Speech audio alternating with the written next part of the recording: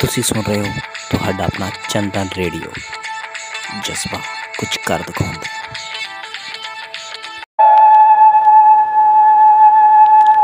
हर व्यक्ति अपनी मेहनत और किस्मत के आधार पर कुछ न कुछ पाता ही है, कमाता है और खर्च करता है। अगर ये कहा जाए कि भगवान सभी जीवों को स्थूल शरीर के संचालन हेतु कुछ न कुछ देता है तो गलत ना होगा। हमारे ऋषि मुनि कमाई करते थे, उसे उचित ढंग से खर्च करते थे। इसी बात पर वे विशेष बल दिया करते थे। कमाई भले ही स्थूल संसार से की जाए या सूक्ष्म संसार से, अर्थात भौतिक जीवन की कमाई अलग, प्रभु के नाम की कमाई अलग। उसे किसी न किसी विधि से खर्च तो करना ही पड़ता है, अन्यथा वह स्वतः ही अकारथ चली जाएगी। ऐसी कमाई ना तो कमाई करने वाले के काम आती है और ना ही किसी दूसरे के काम। कमाई की दौलत कई प्रकार की होती है, खासकर अच्छे, सच्चे और पवित्र ढंग से की गई कमाई, और यही ही फलीभूत होती है, सबके लिए सुखकर होती है, समृद्धि कारक होती है। वहीं गलत ढंग से की गई कमाई कमाने वाले को और खाने वाले को दोनों के लिए अच्छे फल वाली साबित नहीं होती। इससे वातावरण कलुषित होता रहता है। अब बात कमाई की दौलत खर्च करने की आती है। इस पर भी यही नीति लागू होती है।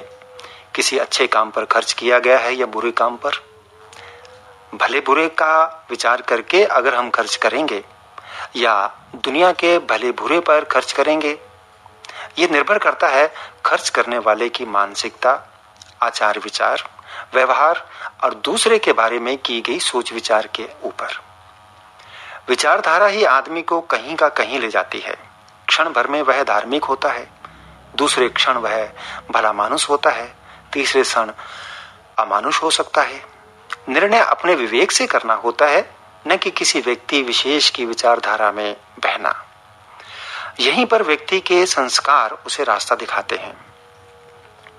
एक व्यक्ति विदेश चला गया, कुछ वर्ष बाद अपार धन संपत्ति कमाकर लौटा। सभी को पता चला, रिश्तेदार, भाई बहन, मित्रगण सभी आए, स्वागत किया। दिन भर घेरे रहते, निगाहें सबकी उसके धन पर होनी ही थी। अनेक प्रकार की कहानियां सुनाकर पैसे लेने की ताक में रहते। कोई विचार करता कि किस प्रकार से पैसा लिया जाए, कोई कुछ, और कुछ इतना प्यार देने लगते कि पूछो मत। एक बार गांव का ही गरीब परिवार का बच्चा आया, बेटी की शादी का न्योता दिया। उसने कहा, आप मेरी बेटी की शादी में जरूर आइएगा। उसने सोचा, मेरे धन को खर्च करने के लिए इससे अच्छा साधन और क्या हो सकता है, बहुत अच्छा मौका है। उसने उस व्यक्ति के शादी में शरीक तो होना ही था, लेकिन बच्ची की शादी का पूरा खर्चा उस व्यक्ति ने उठाया। बहुत अच्छा लगा, बहुत भाने लगा। घर वालों की बेरुखी ने किसी दिन उसे घर से बाहर निकाला था। आज वे सब उसके पास आ गए थे, लेकिन ये जो काम उसके हाथ से हो गया, ये बात उसे भाई बहुत अच्छी लगी। धीरे धीरे धार्मिक प्रवृत्ति के लोग भी आए और धन की मांग करने लगे, देता गया। अंत में उसे विचार आया कि क्यों ना कोई ऐसी जगह पर धन खर्च किया जाए जिसका लाभ बहुत लंबे अरसे तक सब लोग उठा सकें।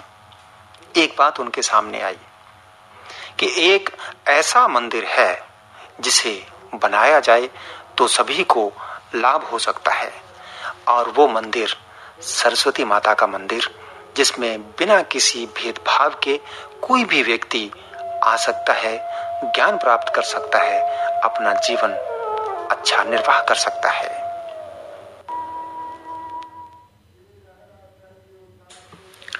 अभी आप चिंतन सुन रहे थे। आकाशवाणी का ये एक कॉटन सिटी चैनल है।